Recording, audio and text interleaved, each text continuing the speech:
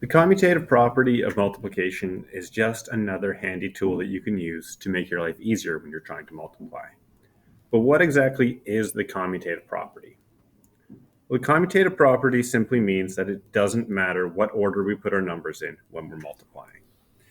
So if we wanted to find out what the product of 3 times 57 is, well, that's exactly the same as what is the product of 57 times 3.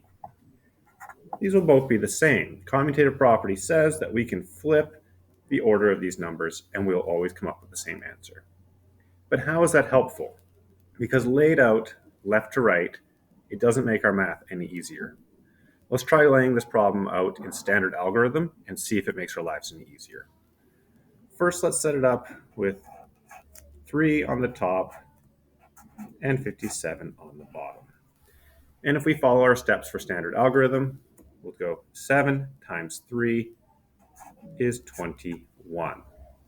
Now before I multiply by my tens column, I have to put in my 0, and now I can multiply. 5 times 3 is 15. We find the sum of both of our products. 1 plus 0 is 1. 2 plus 5 is 7. And 1 is just 1. Our answer is 171. Now the commutative property tells us that we could flip these numbers around. So why don't we put 57 on top and 3 on the bottom?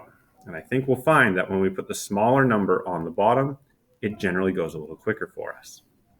3 times 7 is 21. 3 times 5 is 15, plus the 2 we carried up is 17. We were able to skip a lot of steps and still arrive at the same answer. So the commutative property allows you to flip around your numbers so that when you're doing standard algorithm, they're much faster. It also helps you with your multiplication facts.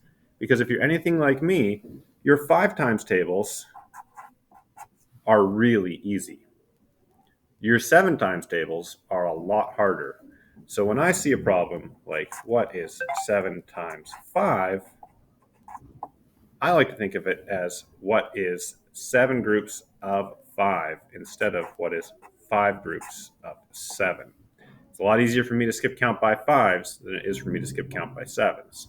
So I know I can flip these numbers around in my head to find the answer much quicker.